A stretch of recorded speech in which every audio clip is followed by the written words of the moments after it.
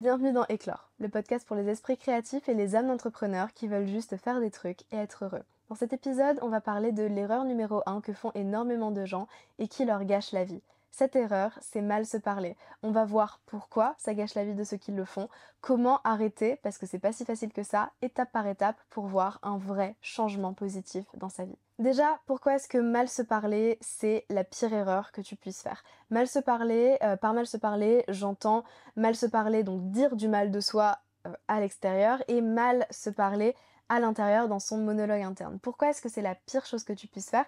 Tout simplement parce que en fait ce que tu dis va littéralement avoir un effet sur ta réalité, plus précisément sur la manière dont tu perçois la réalité. Ici je pourrais parler de loi d'attraction, de manifestation, mais je vais prendre une approche un peu plus scientifique. Je parlais du système réticulé activateur et du biais de confirmation. La réalité qu'on perçoit est profondément biaisée par des mécanismes de notre cerveau, dont celui du système réticulé activateur. En fait, quand on est focus sur un truc, quand on est concentré sur un truc, notre cerveau va constamment chercher à aller confirmer ce truc-là, à aller chercher ce truc-là autour de nous. Par exemple, si jamais vous venez d'acheter une voiture, vous allez la voir partout dans la rue, alors qu'elle était tout autant là avant. C'est juste que votre cerveau n'était pas concentré dessus. Et ça, c'est particulièrement vérifiable, par exemple, pour tout ce qui est nos valeurs et nos croyances. Donc, par exemple, si jamais vous avez une telle valeur ou une telle croyance, c'est aussi pour ça que le biais de confirmation est aussi grand sur les réseaux sociaux.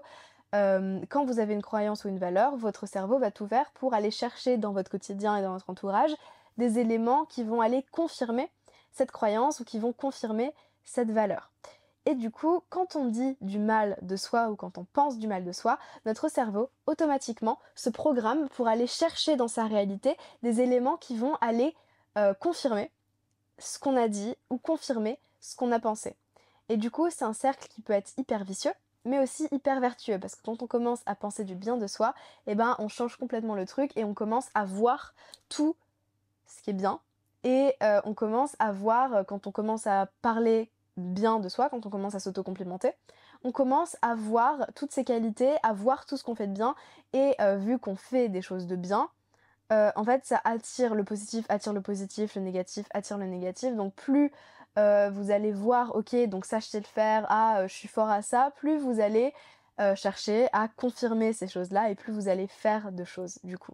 En fait, voilà, c'est vraiment un putain de cercle vicieux ou de cercle vertueux, ça dépend de la manière dont vous le prenez. Sauf que se défaire de ça, se défaire du fait de mal se parler, c'est super difficile parce que c'est un truc auquel on est tous hyper conditionnés, et ce depuis l'enfance. En fait, mal parler de soi-même, c'est une sorte de mécanisme de défense. Si je parle mal de moi-même, les autres n'auront pas de haute attente et du coup je ne les décevrai pas. C'est littéralement le principe de dire que t'as foiré en contrôle alors qu'en réalité tu sais pas, t'as juste peur d'avoir une mauvaise note.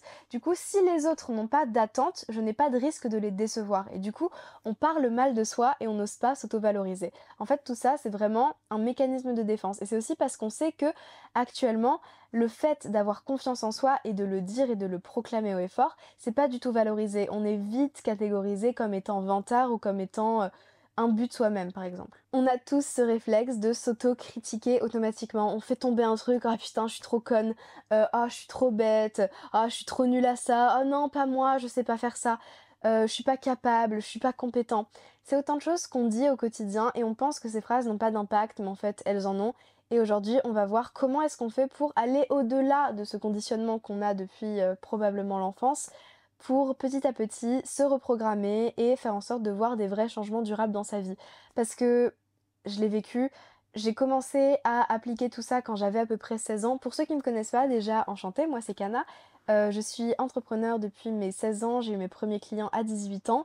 Donc je suis spécialiste copywriting et web marketing. J'aide les nouveaux indépendants à sortir de l'ombre et à bien gagner leur vie avec leur activité grâce au pouvoir des mots et de systèmes simples. Je fais aussi des conférences, j'ai un podcast, j'écris, j'organise des ateliers, j'ai une chaîne YouTube, bref, je fais plein de trucs. Et si j'ai eu la confiance et le courage de faire tout ça, c'est notamment parce que le fait de bien me parler et d'arrêter de mal me parler, c'est un des premiers trucs que j'ai mis en place dans mon chemin de développement personnel. Et du coup, ça m'a permis de faire énormément des choses que j'ai fait jusqu'à aujourd'hui parce que j'ai réussi à rentrer assez tôt dans ce truc de cercle vertueux du coup dont je vous parlais plus tôt. En fait, le fait d'arrêter de mal me parler, ça a été la vraie base de mon chemin et de mon développement personnel et du fait que j'ai réussi à m'améliorer et à oser faire des trucs. En fait, à partir du moment où j'ai arrêté activement, où je me suis dit ok, à partir de maintenant, j'arrête de mal me parler, et bah tout s'est beaucoup mieux passé et j'ai vraiment attiré à moi, mais en fait c'était clairement le système réticulé activateur. En fait, ma réalité est devenue différente et même la manière dont les gens me percevaient a radicalement changé. En fait, vraiment, arrêter de mal se parler, ça change complètement la vie. Ça change comment tu te perçois, ça change comment les autres te perçoivent, ça change comment tu agis et ça change comment les autres agissent envers toi. La première étape pour arrêter de mal se parler, c'est d'arrêter de mal parler de soi.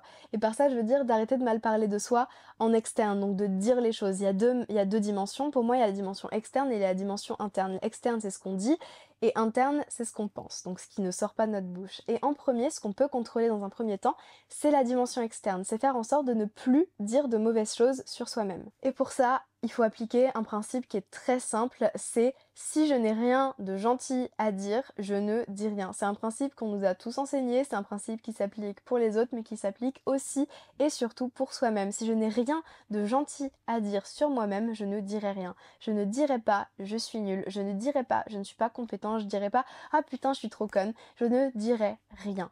Il faut retrouver le pouvoir du silence dans certains domaines de sa vie et le domaine de la critique, de l'autocritique en est un. Je préfère ne rien dire plutôt que de m'auto-critiquer. Parce qu'en fait, quand vous vous auto-critiquez, ce que vous dites, les gens l'entendent et les gens vous le renvoient parce que les gens c'est juste des miroirs de ce que vous leur transmettez et ce qu'ils vous transmettent, c'est juste ils se tendent juste un miroir à eux-mêmes. Je sais pas si j'étais claire. Enfin bref, en gros, les gens, c'est juste, ils vous retransmettent ce que vous allez leur transmettre. Et si vous leur transmettez du négatif self-talk, si vous leur transmettez que vous êtes nul, que vous n'êtes pas compétent, et bah ils vont vous le renvoyer. Les gens sont trop préoccupés à leur vie et à leur propre perception d'eux-mêmes pour essayer de vous renvoyer autre chose que ce que vous leur envoyez à propos de vous-même. Si vous dites je suis nul, ils entendent que vous êtes nul et même s'ils vous croient pas, parce qu'en général les gens sont moins critiques de vous que vous ne l'êtes de vous-même, même s'ils vous croient pas, ils ont quand même internalisé quelque part que vous avez dit de vous-même que vous étiez nul. Et ça, c'est quelque chose qu'ils vont, consciemment ou non, vous renvoyer d'une manière ou d'une autre. Et du coup, une fois qu'on arrête de s'autocritiquer, et même, et ça je le dirai après, on va aller au-delà, on va aller vers s'autocomplimenter, mais ça je le ferai plus tard, enfin on en parlera plus tard, en fait vous allez radicalement changer la manière dont les autres vous perçoivent et ça va radicalement changer la manière qu'ils ont d'interagir avec vous. Donc comment est-ce qu'on fait ça? Tout simplement, c'est un process, c'est un travail qui est long et qui prend du temps mais qui s'améliore au fur et à mesure. À chaque fois que vous dites quelque chose, déjà, vous le reprenez pas, vous commencez pas à faire des «Ah non, j'aurais pas dû dire ça, mince» et tout ça parce que bah, ça empire encore la situation. Mais juste, ok, bon, là, je viens de faire tomber un objet et de dire «Ah putain, je suis trop conne», ok, bon, je viens de faire ça, c'est pas grave, c'est ok, ça arrive, j'aurais pas dû.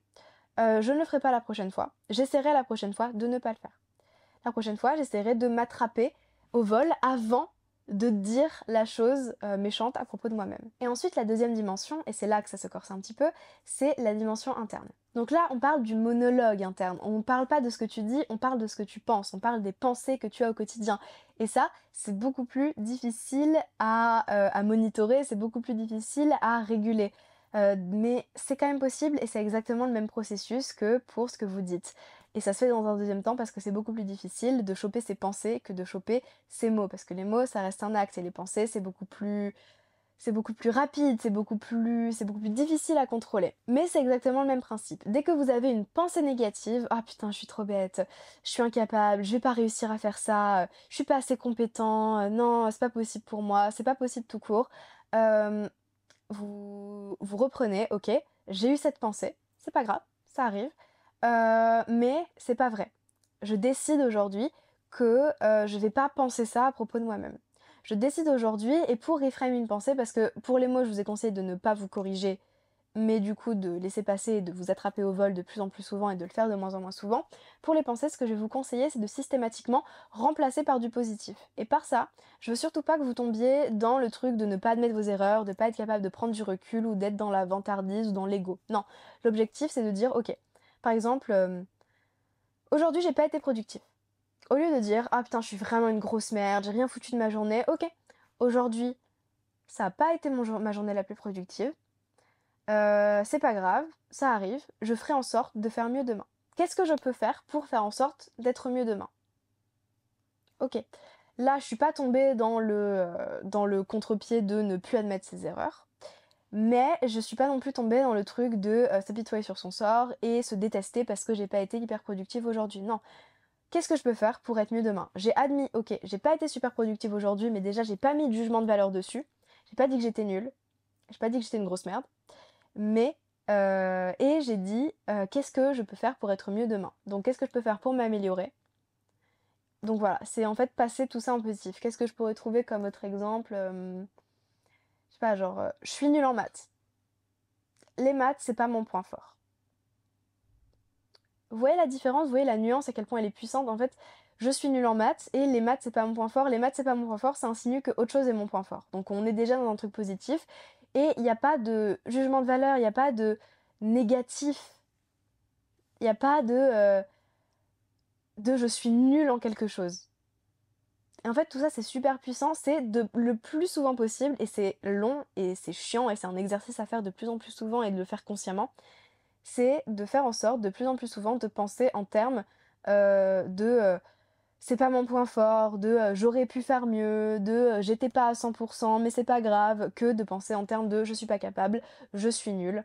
Vous pouvez penser en termes de ça va être difficile, en termes de je ne suis pas encore capable, je n'ai pas encore les capacités, mais pas en termes de je ne suis pas capable. Parce que c'est définitif et il n'y a rien qui est définitif dans les incapacités. Actuellement, je ne suis pas capable de faire de la publicité sur Facebook. En tout cas, pas à un niveau professionnel. Pour moi, ouais, pas de souci, mais pas à un niveau professionnel. Mais ça veut pas dire que je ne serai jamais capable de ça. Donc pour l'instant, ma pensée ce n'est pas je suis pas capable de faire de la pub, c'est pour l'instant, je suis pas capable de faire de la pub. Et ça change tout, parce que ça implique qu'un jour je pourrai l'être. Ça change absolument tout. Donc voilà, l'objectif c'est le plus souvent possible et que ça devienne au fur et à mesure un automatisme de penser en termes de capacité plutôt qu'en termes d'autocritique.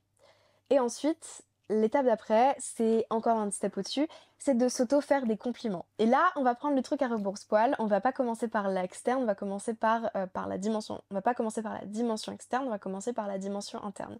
Se faire des compliments dans sa tête. Euh, on a tendance à toujours voir ce qu'on fait mal, mais moins ce qu'on fait bien. Par exemple, vous avez fait quelque chose de bien, waouh, en pensée là toujours, mais waouh, franchement, trop bien, je suis trop contente, j'ai réussi à faire ça, c'est trop cool. Ok, trop bien. Waouh, j'ai réussi à acquérir cette capacité, je suis fière de moi. Ah, j'ai été hyper productive aujourd'hui, je suis très contente, bravo à moi. Waouh, je me trouve belle aujourd'hui. Waouh, j'ai fait ça, j'ai été courageuse. Ah, j'ai résolu ce problème, franchement, je suis intelligente. Ah, j'ai fait cette blague, je me trouve drôle. C'est de plus en plus souvent regarder ce qu'on fait de bien, le conscientiser et avoir des pensées positives envers soi-même. Et après seulement, parce que c'est un peu plus compliqué, commencer à les dire à voix haute. Si vous êtes mon ami, déjà, si vous êtes mon ami, vous savez que vous ne m'entendez jamais, ou alors quasiment jamais, parce que ça m'arrive encore de faire des erreurs, bien sûr, mais c'est ok. Vous m'entendez jamais mal me parler, dire ah putain je suis trop conne, oh je suis moche, jamais de la vie ça sort de ma bouche, je suis pas talentueuse, jamais de la vie ça sort de ma bouche, je suis pas intelligente, jamais de la vie, mais il y a encore des ah putain je suis conne, oh, je suis bête qui sortent de temps en temps, ça arrive, y a pas de souci. Mais il y aura jamais des trucs genre je suis nulle, c'est j'ai vraiment réussi à éliminer ça quasiment systématiquement de ma vie. Mais bref, si vous êtes mon ami, vous savez donc que je ne parle pas mal de moi-même, mais vous savez aussi que je parle très bien de moi-même et que je m'auto-fais des compliments beaucoup. Putain, je suis belle aujourd'hui. Waouh, je trouve que j'ai grave bien fait ça, je suis trop fière de moi, à voix haute. Ouais, je me trouve hilarante. Quand quelqu'un rigole pas à ma blague, souvent, ouais, moi j'ai trouvé ça hilarant. C'est pas grave, si t'as pas rigolé, moi j'ai trouvé ça drôle, voilà. Ah, je trouve que je suis trop bien habillée aujourd'hui. Ah, j'ai réussi à atteindre cet objectif, je suis trop fière de moi, je suis trop contente, bravo, bravo à moi, j'étais trop déterminée et tout. Et vraiment, le bravo à moi, c'est un truc que je dis à voix haute souvent. Et en fait, euh, il y a des gens qui vont vous trouver imbu de vous-même et qui vont vous trouver vantard, mais ces gens-là, de toute manière, c'est pas à propos de vous. Le fait qu'ils vous trouvent vantard, c'est juste un reflet de leurs propres insécurités. Donc c'est jamais à propos de vous, donc on s'en fiche. Mais en fait, les gens, quand ils vous entendent dire ça, et bah, c'est la bonne partie de ce que je vous ai dit tout à l'heure. Ils vont projeter ça sur vous. Et du coup, ils auront tendance à plus vous le dire. Et ils auront tendance à penser ça de vous aussi. Quelqu'un qui dit «Ouais, je suis belle». Toi, par exemple, imaginons, vous rencontrez quelqu'un. Cette personne, vous la trouvez pas particulièrement belle à la base, mais cette personne, vous l'entendez dire «Ah, je suis belle. Ah, je me trouve beau aujourd'hui, je me trouve belle aujourd'hui, je suis bien habillée». Au fur et à mesure, votre perception de cette personne, peut-être que vous la trouverez toujours pas particulièrement belle, mais la perception, elle va changer. Parce que quand on sait qu'une personne a une certaine perception d'elle-même, notre perception de la personne change automatiquement. Ça m'est déjà arrivé, des personnes que moi je trouvais pas forcément belles, mais ces personnes avaient tellement confiance en elles que j'ai commencé à voir pourquoi. Et ça veut pas dire que je les trouve moi attirantes, mais je vois la beauté. Je vois le truc, je me dis ok. Et c'est systématique en fait ce truc-là. On calque notre perception des gens à la perception que ces gens ont d'eux-mêmes parce que c'est l'énergie qui renvoie qui est important au final. Et aussi c'est pas parce que je me fais des compliments à moi que j'en fais pas aux autres, au contraire. Je fais énormément de compliments aux gens. J'essaie de faire en sorte de ne pas passer une journée sans faire un compliment à quelqu'un. Parce que c'est gratuit, parce que ça rend heureux des gens, alors pourquoi pas. Et des fois je dis on. Genre je dis beaucoup aux gens «Ah t'es trop belle aujourd'hui, t'es trop bien habillée», que quand je le pense hein, bien sûr, parce que c'est hyper important que ça vienne aussi d'un endroit de vérité. Voilà, on fait pas des compliments juste pour faire des compliments sans le penser, non, on fait des compliments qu'on pense. Et des fois aussi je dis «on». «Ah on a trop bien réussi, on est trop intelligent, on est trop drôle, on est trop beau, on est trop talentueux». Et en fait du coup, ça, l'énergie je la trouve encore meilleure, l'énergie du «on» quand il s'agit de faire des compliments, parce que ça me complimente moi, et ça complimente la personne en même temps. Et ça donne confiance à la personne en même temps. Et en même temps, ça me projette dans cette image que j'ai envie de renvoyer de personne qui a confiance en elle. Et de personne qui est talentueuse et qui est belle et qui est drôle et qui est intelligente. Parce que c'est ce que je suis et c'est ce que j'ai envie de projeter. Et c'est ce que les personnes qui m'entourent et à qui je fais des compliments sont. Et donc c'est ce que j'ai envie de projeter d'elles. Parce que les gens qui font des compliments aussi, ça aide beaucoup à faire ce processus-là. Et j'ai envie que les gens que j'aime et à qui je fais des compliments fassent ce processus-là. Donc voilà, c'est pour ça que je dis beaucoup on quand je fais des compliments aussi. Quand c'est nécessaire, genre je vais pas arriver et dire «Oh, on est trop bien habillé aujourd'hui». Non, là je vais dire «Ah, t'es trop bien habillé». Mais quand genre on fait un travail en équipe avec quelqu'un et que je trouve qu'on a trop bien réussi, «Ah, on est trop chaud, on est trop fort, on est trop smart». Ça coûte rien. Donc voilà, pensez des pensées positives et ensuite les dire le plus souvent possible. Et il y a des gens qui vont pas vous aimer pour ça, on s'en fout. C'est pas les gens dont vous voulez vous entourer. Franchement, s'il y a des gens qui vous trouvent chiant ou qui trouvent que vous êtes imbu de vous-même parce que vous vous faites des compliments, c'est pas des gens qui ont confiance en eux déjà et c'est pas des gens qui ont une énergie dont vous voulez vous entourer ou alors expliquez-leur. Ayez une conversation à ce sujet-là. Ou alors, ayez une meilleure balance entre les compliments que vous vous faites et les compliments que vous faites aux gens. Voilà, moi les gens ont moins tendance à dire que je suis un but de moi-même depuis que je mets vraiment l'accent sur faire des compliments et plus juste penser les compliments aux autres. Voilà. Parce que ça peut paraître, on peut paraître un but de soi-même, hein.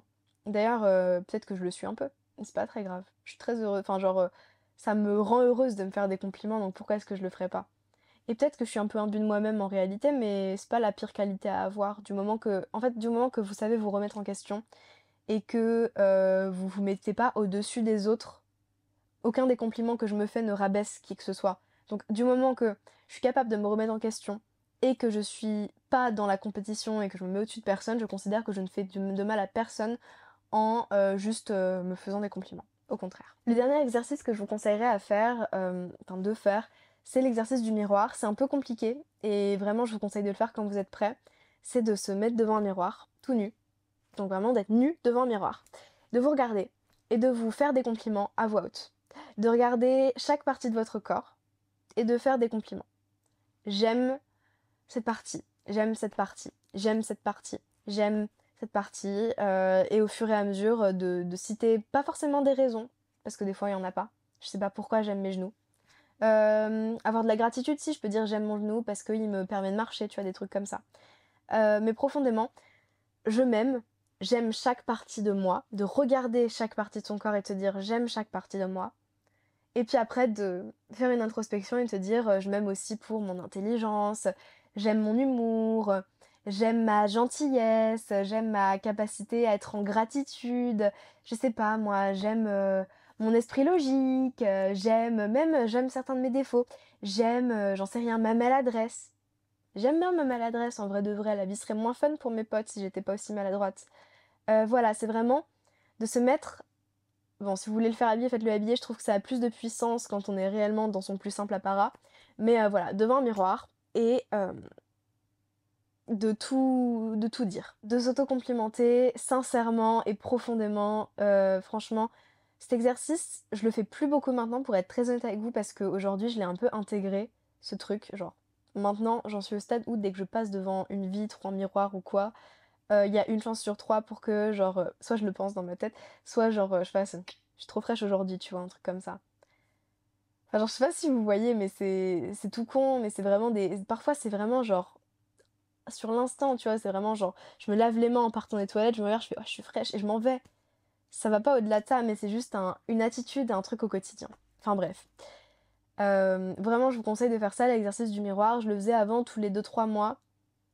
Maintenant ça fait genre 6 mois, 8 mois que je l'ai pas fait, mais quand je ressentirai le besoin à nouveau, je le referai, j'imagine. Le dernier point dont je voulais parler, j'en ai déjà parlé un peu tout à l'heure, mais c'est le revers de la médaille, c'est de faire attention à ne pas perdre sa capacité à se remettre en question. Et à être capable de se remettre en question avec indulgence. Genre, de se remettre en question de la bonne manière. Au lieu de dire putain, j'ai pas été productif, je suis trop nulle, je suis vraiment une merde, se dire ok, j'ai pas été hyper productive aujourd'hui, j'aurais pu faire plus. Qu'est-ce qui a fait que je n'ai pas fait plus? Parce que des fois, il y a des très bonnes raisons. Qu'est-ce qui a fait que je n'ai pas fait plus? Et qu'est-ce que je peux mettre en place pour faire en sorte de faire plus demain? Et d'appliquer ce raisonnement dans tous les domaines de vie. Donc voilà, de se remettre en question, mais de se remettre en question avec indulgence et avec bienveillance envers soi-même, mais de pas tomber dans le truc de je suis parfait, parce que ça n'existe pas non plus. Et surtout, surtout, ce que je voulais dire à la fin, c'est aussi que c'est un process. Même moi, encore aujourd'hui, il y a des moments où que je dise des trucs méchants sur moi, c'est assez rare. Ça doit arriver, mais c'est rare. Mais par contre, que j'ai des mauvaises pensées envers moi-même, tous les jours. Tous les jours, sauf que maintenant, je suis vraiment beaucoup plus capable de les attraper au vol et de les remodeler pour les rendre positives et faire en sorte qu'elles me fassent grandir plutôt que qu'elles m'enterrent sous le sol, en fait. Genre, mes pensées sont de plus en plus constructives. Et c'est vraiment trop bien, et ça vaut vraiment le coup de faire le travail pour faire en sorte d'en arriver déjà là où je suis. Alors j'imagine même pas où j'en serai dans quelques années, quand j'aurai réussi à vraiment attraper quasiment toutes mes pensées négatives au vol pour les rendre constructives et positives au lieu qu'elles me tapent dessus, je pense que ce sera ultra puissant, et c'est déjà ultra puissant. Parce que ça me permet d'aller beaucoup plus vite dans ce que je fais et d'être beaucoup moins ralentie par mes schémas limitants. Mais voilà, soyez indulgents avec vous-même, c'est un process, même au bout de moi, ça fait plus de 5 ans que j'ai commencé ce voyage, hein, et pourtant je suis toujours pas arrivée à la fin, et je sais même pas s'il y a une fin, il n'y a pas de fin à apprendre à s'aimer soi et arrêter de mal se parler. Je pense que c'est juste un process où on s'améliore tout au long de la vie, et que, y a un moment où, on commence vraiment à avoir une différence dans la manière dont on interagit avec le monde et la manière dont le monde, notamment les gens, interagissent avec nous. J'ai vraiment beaucoup plus le respect des gens autour de moi et le respect des bonnes personnes surtout, maintenant. Il y a des gens qui m'aiment moins, il y a beaucoup plus de gens qui m'aiment pas. Mais les gens qui m'aiment, ils m'aiment vraiment, et moi je suis entourée des bonnes personnes. Donc voilà, le sacrifice il vaut carrément le coup. Voilà, tout ça pour vous dire que soyez indulgents avec vous-même et faites ce parcours à votre rythme. J'espère que cet épisode vous aura plu et surtout qu'il vous aura aidé. N'hésitez pas à vous abonner si vous regardez sur YouTube. Ma chaîne YouTube c'est Kana Aka Aka. N'hésitez pas à vous abonner au podcast, à mettre plusieurs étoiles, à donner de l'amour au podcast, peu importe la forme que ça prendra. J'ai beaucoup aimé en parler. Il y a mon Linktree aussi en description si vous voulez voir un peu ce que je fais. Ou me suivre sur Insta si vous voulez me suivre un peu au jour le jour, c'est @kana-aka. Et voilà, donnez de l'amour au podcast, peu importe la forme que ça prendra. N'hésitez pas à aller voir tout ce que je fais. Et moi je vous retrouve la semaine prochaine parce que éclore, c'est toutes les semaines.